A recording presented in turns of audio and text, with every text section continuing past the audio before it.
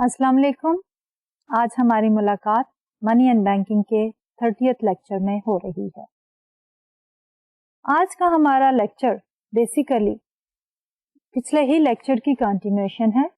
आपको याद होगा कि हमने फाइनेंशियल सिस्टम के मुख्तलिफ कंपोनेंट्स को कवर करना था, जिनमें से अभी तक हम पहले 4 कंपोनेंट्स को कवर कर चुके हुए हैं और पिछले लेक्चर में we started talking about the 5th component जो कि सेंट्रल बैंक का था।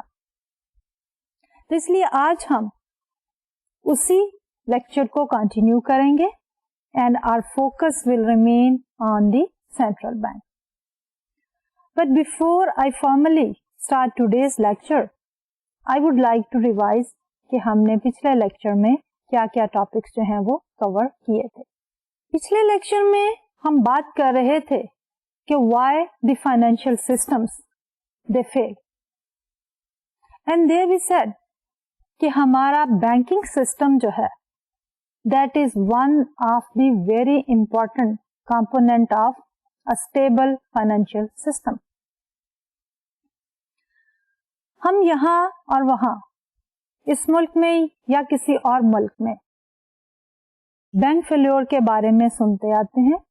फाइनेंशियल सिस्टम के कोलैप्स होने की खबरें भी कोई नहीं है। We hear about the failure of one bank and then it spreads out to the other banks and ultimately पूरा बैंकिंग सिस्टम जो है वो शेकी हो जाता है। So in previous lecture we talked about that why bank panic actually occurs, why bank fails and why the financial system is so fragile। तो उसमें हमने ये कहा कि बाय इट्स वेरी नेचर हमारा फाइनेंशियल सिस्टम जो है उसकी failure is different from the failure of any other business entity. अब अगर हम एक बिजनेस एंटिटी की बात करते हैं जो कि एक मैन्युफैक्चरिंग कंसर्न है, उसमें वो बिजनेस कब फेल होता है? जब slowly and gradually customers disappear होने शुरू हो जाते हैं for whatever reason, maybe the prices of the product, maybe the quality of the product, whatever is the reason. लेकिन हमारी जो मैन्युफैक्चरिंग कंसर्न है उसकी फेल्योर जो है that takes place slowly and gradually with the disappearance of the customers। जबकि bank की failure जो है is not that slow। होता क्या है कि हमारे बैंक्स जो हैं they accept the deposit from the depositors and then out of those deposits they make loan and they invest in the securities। The depositors, they have the right to go to the bank and ask for the withdrawal of their money as and when needed basis। इसी को तो हम ये कहते हैं कि हमारे banking sector की जो पोजीशन है इन द फाइनेंशियल सिस्टम वो ये है कि they provide access to the payment system. You deposit your funds in the bank as and when needed basis, pay for the payment of certain transaction, you withdraw your money from your account। तो जब हम failure की बात करते हैं तो होता क्या है कि one customers depositors they go for the withdrawal of the money, then the more depositors and the more depositors, and if they start thinking of a situation that perhaps the bank is not in a position to give their money back, then what happens? They become panicked and more customers, they start visiting the bank। Of course, the bank does not keep all of the deposit in liquid form. They keep a certain portion of the deposit with them and the rest of the amount is invested in the form of making loans or investing in the securities। when the bank become illiquid, in the sense that they are not in a position to meet the depositor demand, then the depositors, they become panic. And then bank moves towards the failure. Attached with this is another scenario, that the banks, they are interconnected in two ways. Number one, if one bank fails, then the depositors of the other banks, they also become panicked. And they can also ask for their money back by putting pressure on the other banks for the withdrawal. Number two, banks, they also go for interbank loans. If the one bank doesn't have sufficient funds available to meet the withdrawals, they can borrow from the other banks. Therefore, through these interbank loans, their balance sheets are also interconnected. So this interdependence of the bank make this scenario more negative. That the people, they go to their banks and then they start asking for their money back. As a result, this panic results in the bank failure and a negative impact on the financial system. Now, when the situation is this, how can we avoid a bank failure and the collapse of the financial system? First of all, why is it important to safeguard the stability of the financial system? Because the financial system plays a very vital role in the growth of an economy. Through the financial institutions, through the financial markets, the financial system relies on the surplus funds from one sector channeled to the other sector, which is that of the investor. And this is done through the financial system. And that investment basically results in higher production and growth in the gross domestic product, which is also known as the growth of the economy. Therefore, the financial system and the stability of the financial system is very, very important. So the question arises that in case there is a panic and a bank run and failure of the banking system, how can we avoid it? हम उसको किस तरह से avoid कर सकते हैं? One way out is, of course, the role of the government. And how does the government play its role? Is through one institution which is known as the central bank. The government regulators, officials, through the central bank, they try to implement certain safety nets through which the stability of the financial system may be achieved. So what are these certain safety nets through which the government official, they try to stabilize the financial system? Among it, these safety nets, there is one which is known as the lender of the last resort. The central bank acts as the lender of the last resort. इसका क्या मतलब है? The meaning is that whenever the banks are illiquid, by illiquid, what we mean here is that they are unable to pay the money to the depositors, but they are solvent. The solvency means that their assets are more than the liabilities, or they have the positive net worth. So if a bank is not insolvent but it is illiquid, then the central bank, acting as the lender of the last resort, is going to provide funds or is going to give loan to that illiquid bank so that the customers or the depositors, they can be satisfied. This much is about the failure of a bank through the psychological failing of the depositors. But the banks, they also fail due to certain real factors. For example, during the period of recession, if the ability of the borrower to repay the loan decreases, they start defaulting on the loan, or the value of the securities in which the bank has invested, that decreases. What happens?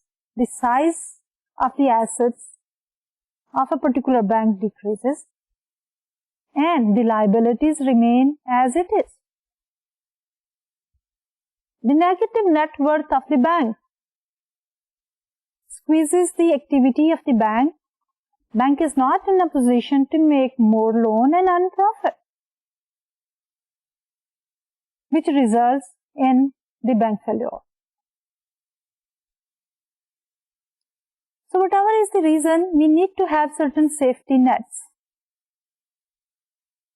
As per the safety net, the first one is we go for a lender of the last resort, and this is a role which is played by the central bank.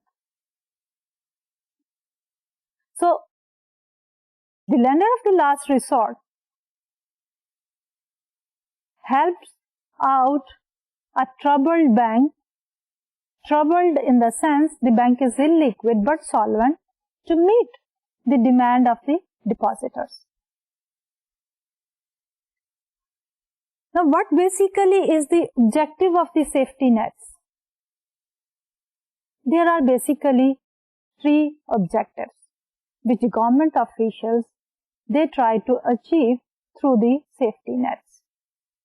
The first one is they try to protect the small investors. Investors, they do not have sufficient information about the bank's investments, its profitability, and the related information. Through rules and regulations, the safety net, through the safety net here, the government tries to protect the interest of the small investors. Secondly, they also try to protect the depositors from exploitation of the bank through the anti-monopoly rules and regulations. जैसे कि आपको पता है कि monopolist is a business or a person or any entity which is the sole owner of that business. They can charge a very high price and they do earn extraordinary profits. So through the safety nets, they try to protect the depositor by discouraging the monopolies of the banks. And finally, they try to stabilize the financial systems. But of course, there are certain drawbacks attached to it. When the safety nets are provided by the government official, it results into certain moral hazard. The first one is the depositors, they do not closely monitor the functioning of the bank because they know in case of illiquidity, as a lender of the last resort, they will be helped out by the central bank. So they just relax and they do not monitor the working of a commercial bank. Secondly, the bank managers, they also know that the central bank is there as a lender of last resort, because whenever they will be illiquid, they can ask for a loan from the central bank. Therefore, they can assume higher level of risk. They can enter into risky projects in which the possibility of losses is also high. So these are the moral hazards which are created by the safety nets. So in order to avoid these hazards, what is the role of the central bank? The central bank regulates, supervises, and examines the commercial banks. By regulation, what we mean here is that the central bank put forward certain regulation in order to avoid a scenario in which the banks are illiquid or insolvent. They can put up the requirement of the minimum reserve, capital requirement is there, और उसके लिए मैंने ये भी कहा था कि in case of the rules and regulation for the banking sector of Pakistan, you should visit the site for our central bank, which is State Bank of Pakistan, on the website www.sbb.org.gov. आप इस site पे जाके you can get hold of the detailed rules and regulations. Once the rules are made, they should be implemented. In order to make sure that the rules are implemented, the central bank supervise the commercial banks. And then they also examine.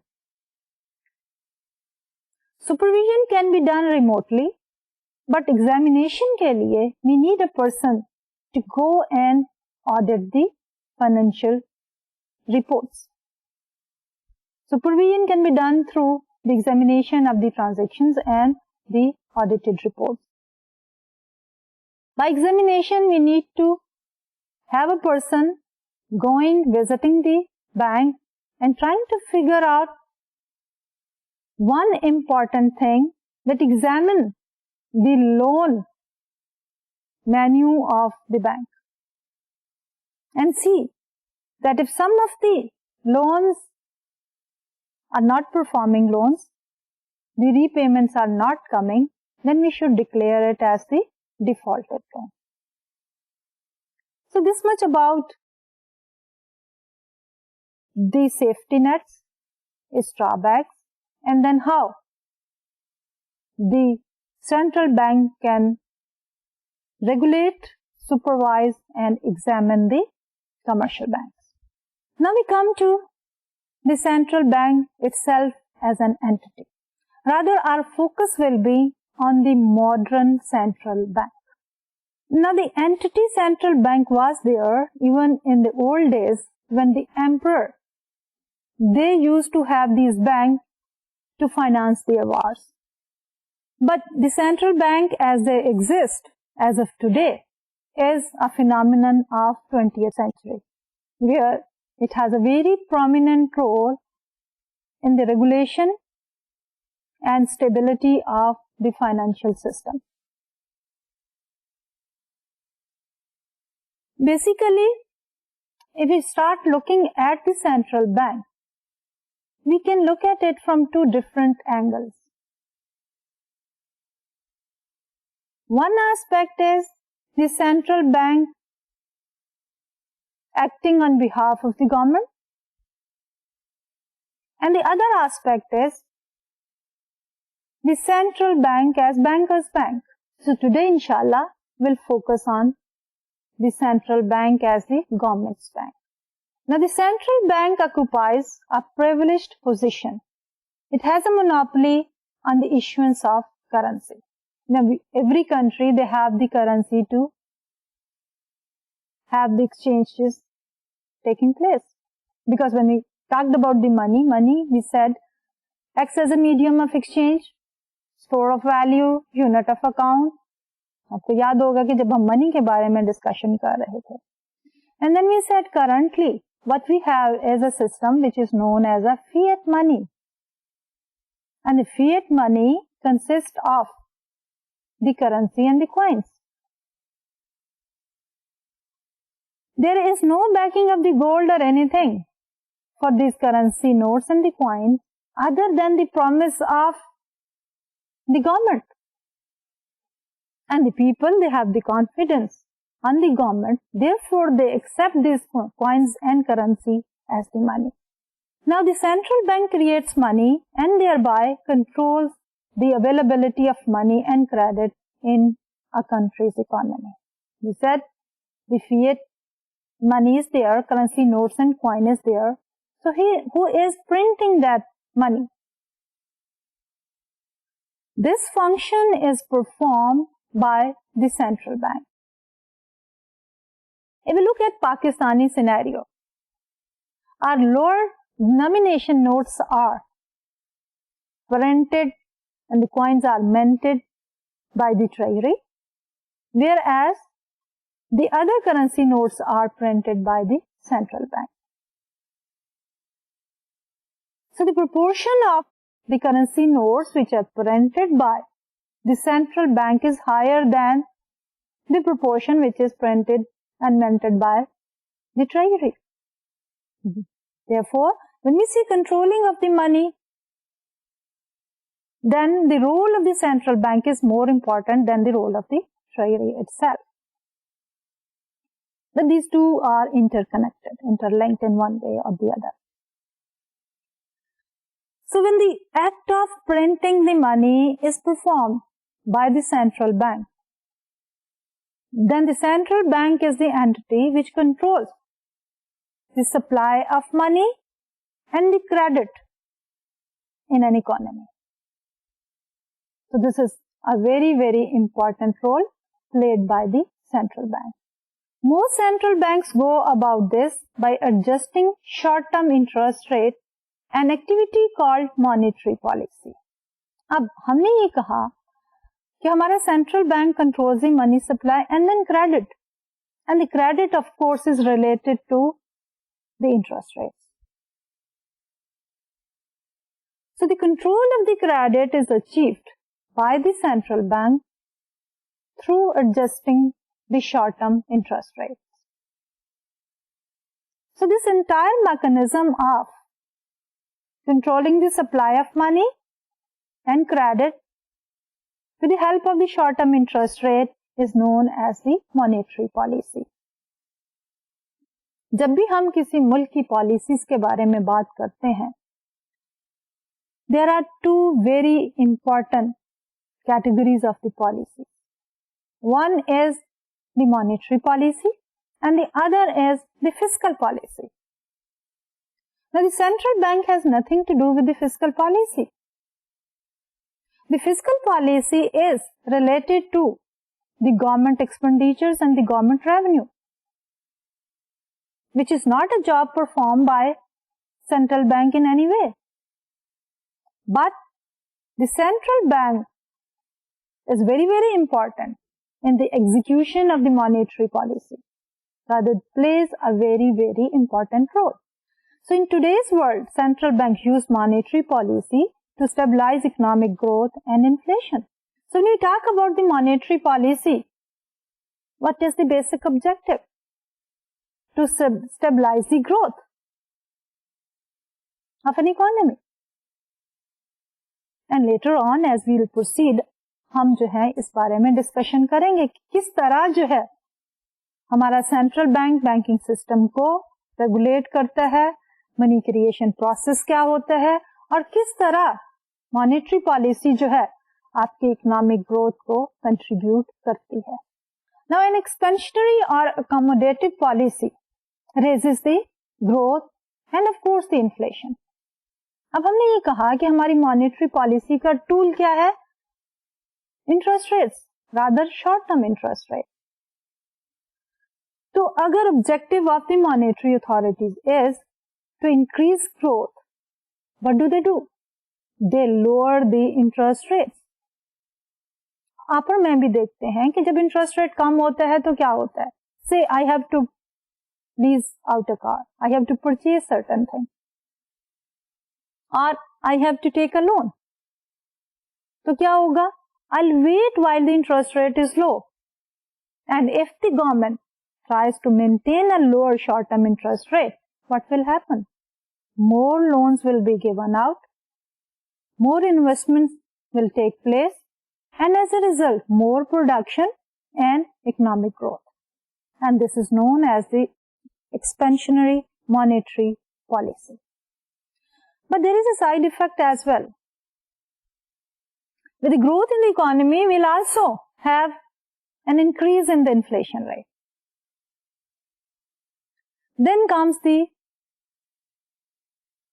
other type of policy. This was expansionary. Now we talk about the contractionary.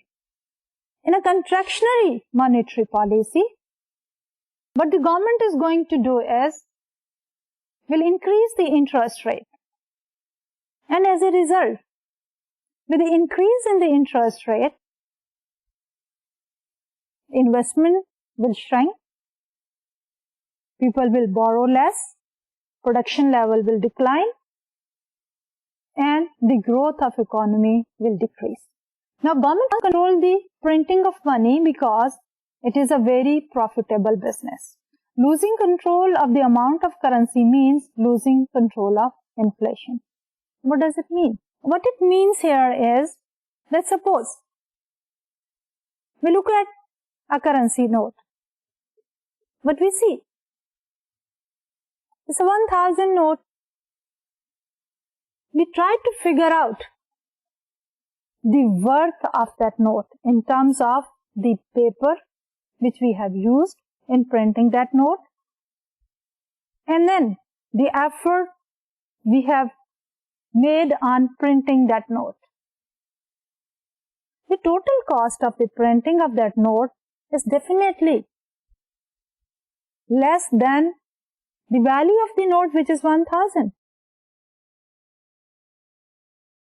This is what we call as कि printing of money is a profitable business.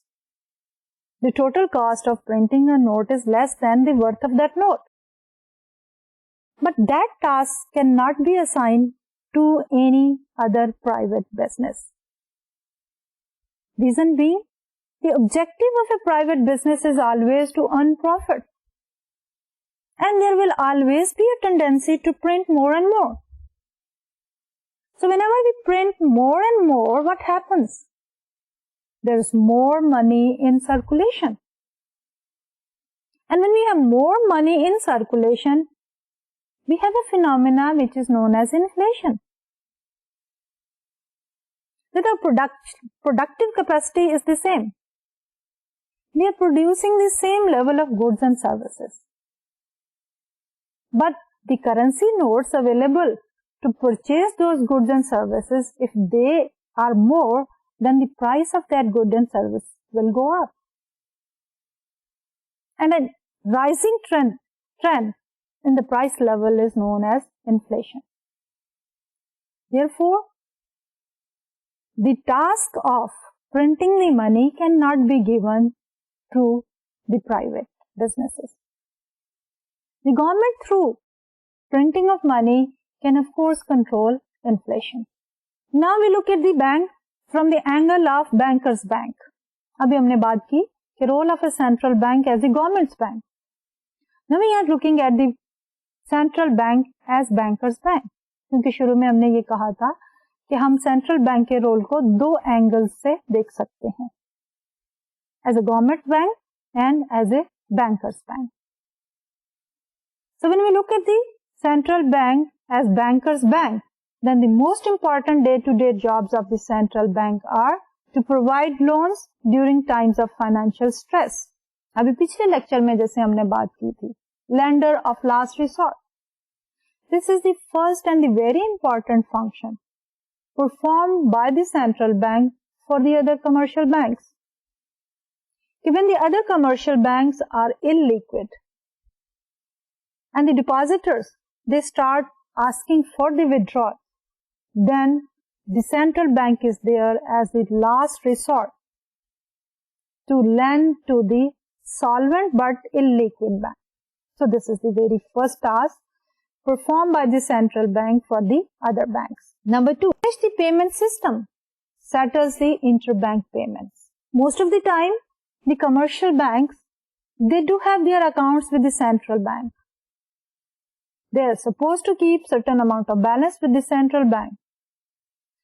Now, if one bank borrows from the other bank,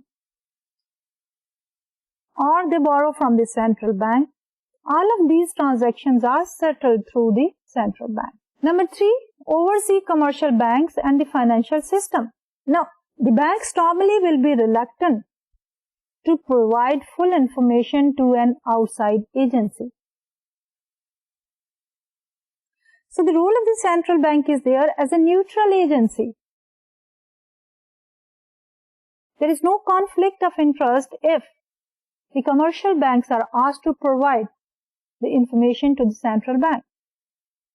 Reason being, the role of the central bank is totally different from the role of a commercial bank. But of course, two commercial banks will always be in competition.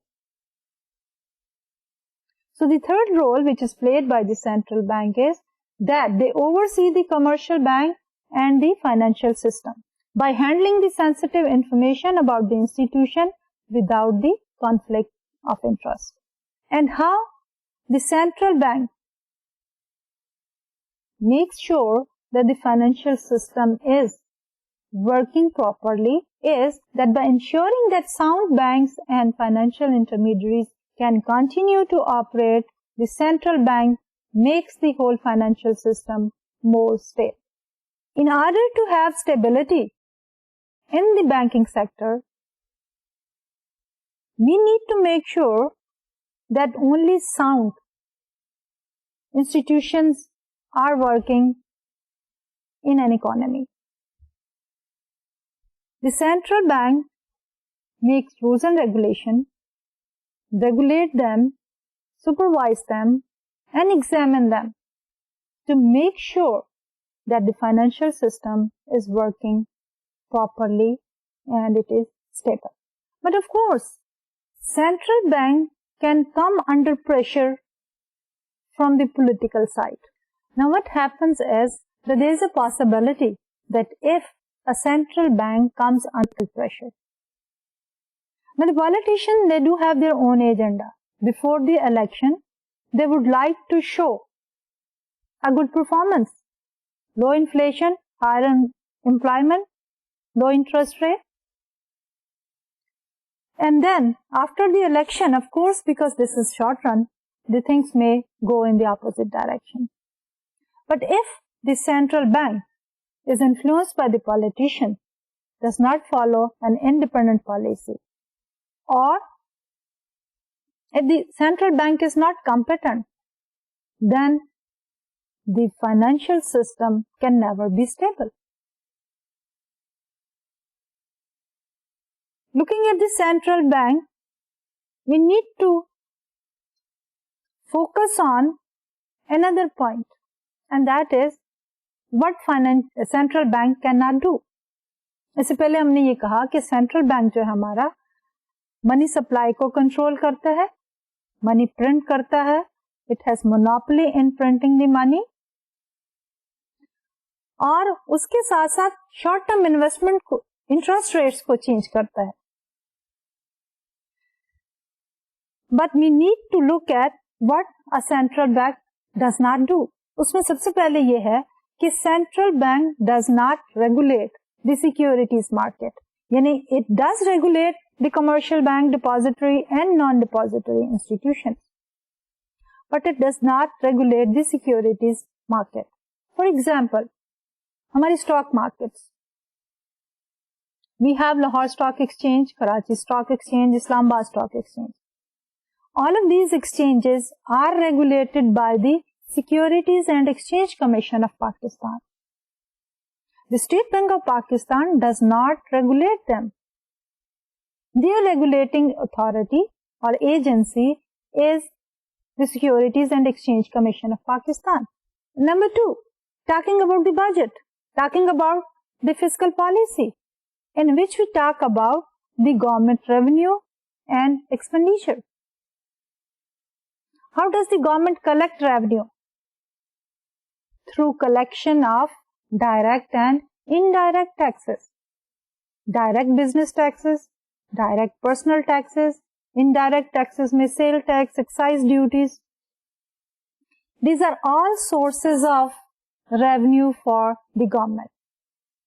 But the central bank has no role to play. Similarly, on the expenditure side, the government spends on education, hospitals, infrastructures, roads, transportation, but the central bank has no role to play. We can conclude and say the central bank does not play any role in fiscal policy. The role of the central bank is in stabilizing the financial system through the financial institutions and undertaking the monetary policy by adjusting short-term interest rates.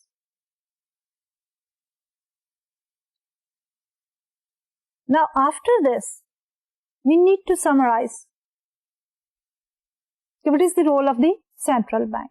And that summary we have made on this particular slide. The functions of a modern central bank. There are two aspects. One is the central bank as banker's bank, and the other is the central bank as the government's bank. And this is what we have discussed so far.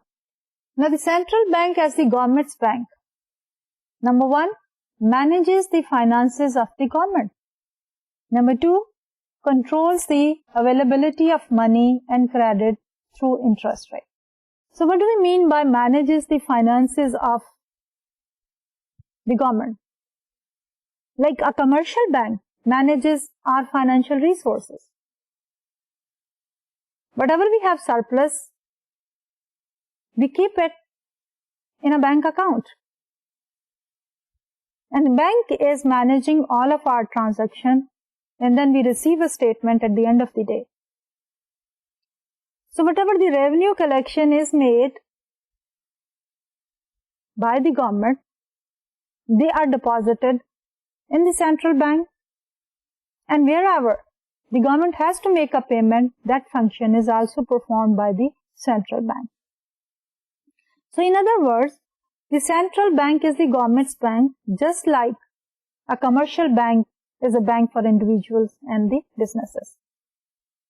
And secondly, what we have discussed in detail, कि central bank control करता है monetary policy को with the help of adjusting the short-term interest rate, and it also print the money. Secondly, the banker's bank. Number one, it guarantees that sound banks can do business by lending to them even during crisis, in which we say the role of the central bank is as the lender of last resort. They want to make sure that a sound commercial bank does not default. If a solvent commercial bank is illiquid, then the central bank is going to lend it out. Number two, operates a payment system for interbank payments. That there is a system through which the transactions of various banks among themselves are settled, and that system is controlled by the central bank. And thirdly, oversees the financial institutions to ensure confidence in their soundness. This is what we said, it regulates, supervise, and examine the commercial banks. Now we come to discuss about the stability, the primary objective of all central banks. If the financial system is left at its own and there is no central bank, there is always a possibility that the system will become unstable. Central bankers pursue 5 specific objectives. ये सारे के सारे objective जो हैं, they are aimed at the stability or the volatility of the financial system. The first one is low and stable inflation, high and stable real growth together with high employment. इन सारे objectives को हम one by one in depth भी discuss करेंगे, but for a moment हमने इन सारों को यहाँ पे लिस्ट डाउन किया है. For the economic growth of any country the objective is always to have a lower inflation rate. Rather, the inflation rate should also be stable. But when we talk about the real growth rate, the objective is always to have a high real growth rate and of course coupled with the higher employment rate. Thirdly, stable financial markets. Fourthly, stable interest rate, and finally a stable exchange rate. If the central bank is unable to maintain any one of these objectives, यानी कि low and stable inflation, high real growth, high and stable real growth with high level of employment, stable interest rate, stable exchange rate, all of these are the objectives which will contribute towards the growth of an economy. If any one of these objectives are not achieved, then of course the growth of the economy will be hampered. Instability in any one of these would pose an economy-wide economic risk that diversification could not mitigate. अब ये सारे के सारे जितने भी objective हैं, they cannot be achieved by an individual or an independent business private entity. आपको याद होगा कि जब हम रिस्क के बारे में बात कर रहे थे तो हमने कहा there are two categories of risk. एक है हमारे पास सिस्टमैटिक रिस्क और दूसरा था हमारे पास अनसिस्टमैटिक या आइडियोसेंट्रिक रिस्क. उसमें हमने ये कहा था कि हमारा आइडियोसेंट्रिक या अनसिस्टमैटिक रिस्क जो है उसको हम कम कर सकते हैं थ्रू डाइवर्सिफिकेशन. लेकिन जो सिस्टमैटिक रिस्क है that is because of the market factors which is beyond the control of individuals. But the central bank tries to achieve all of these objectives. Inflation, employment, interest rate, exchange rate, all of these are not controlled by the private individuals. Therefore, all of them pose systematic risk. They are the source of systematic risk. If any one of them is prevalent, we cannot do anything about it. Now let's talk about all of these objectives one by one. Now the very first one is low and stable inflation. And we say that this is one of the main objective of a central bank. Let's define inflation first. What do we mean by inflation? Inflation is an increase in the price level. उससे पहले भी हमने बात की थी. Central bank has the role of printing money. By printing more money, the supply of money in the society, in the economy will increase. If the level of production remains the same, then prices will increase, and this is what we call as inflation. Now, many central banks take as their prime job the maintenance of price stability. They strive to eliminate inflation. The rationale for keeping the economy inflation-free is that money's usefulness as a unit of account and as a store of value is enhanced when its purchasing power is maintained. So when we talk about the central bank, the most important objective for the central bank is low inflation rate and at the same time stable low inflation rate. Inflation basically deals with the price level. If the prices, they jump up and they jump down, they do not reflect a true demand and supply picture. अगर हम economics के background में जाएं तो हमारी price level जो है that is determined by the demand and supply of that particular product. For one reason or the other, अगर हमारी डिमांड बढ़ने से प्राइस बढ़ती है या सप्लाई कम होने से प्राइस बढ़ती है, so that basically is a true reflection of the market scenario. लेकिन अगर हमारी डिमांड एंड सप्लाई तो वहीं की वहीं रहे, लेकिन प्राइसेस बढ़ जाएं because of the increase in the money supply, so that basically is the inflationary trend. So higher inflation rate does not reflect a true picture of the market. At the same time, when we were discussing the function of money, we said that money serves as a means of payment, money serves as a unit of account and store of value. In the presence of the high inflation, the function of money as a unit of account and store of value is not a true reflection. Rather, because of the presence of the inflation, the unit of account function and the store of value function is not performed well by money. This much about the inflation and the objective of the central bank. Inshallah, we'll continue with this objective in the next lecture. How much inflation should be there? Should the inflation be zero? And what should be the target? But before I close my today's lecture, I would like to again revise as usual, जैसे हम पहले भी करते रहे हैं, एक overview, एक revision of what we have discussed in today's lecture. तो आज के लेक्चर में हम बात कर रहे थे एक मॉडर्न सेंट्रल बैंक की. The present form of the central banking came into existence in 20th century. Although इससे पहले भी सेंट्रल बैंक्स थे, but most of the time they were there to finance the Wars.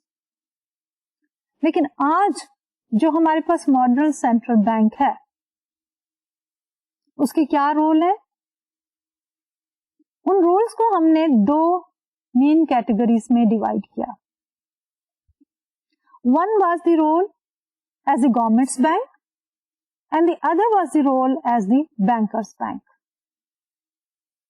The central bank in its role as the government bank has the monopoly to print money. By printing the money and using the short-term interest rate as an objective, the central bank performs its role in the monetary policy. Secondly, the central bank acts on behalf of this government as a commercial bank acts on behalf of an individual.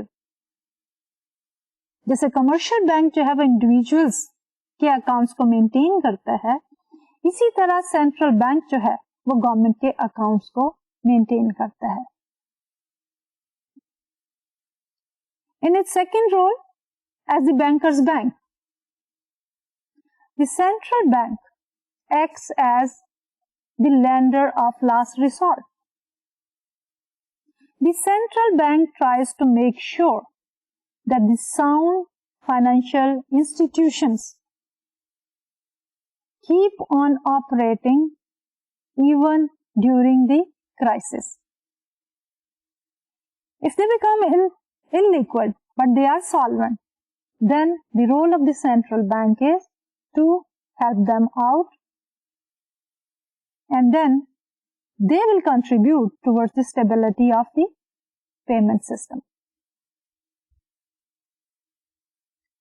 Secondly, the central bank makes rules and regulations for the commercial banks in order to make sure that the financial system works stably. It makes rules, supervise the banks, and then also evaluate their performance and monitor them. The stability of the financial system is dependent on the stability of the financial institutions, and the role of the central bank is to control all of these financial institutions. But एक चीज जहन में रखें कि हमारा central bank does not regulate the securities market. Just like the stock exchange, they are regulated by the Securities and Exchange Commission of Pakistan, and the central bank does not participate in the fiscal policy. तो ये तो था हमारा आज का lecture. अगले lecture में इंशाल्लाह we'll continue with the same topic and we'll talk about the various objective of the central bank. इजाजत दीजिए. अल्लाह हाफ़िज़.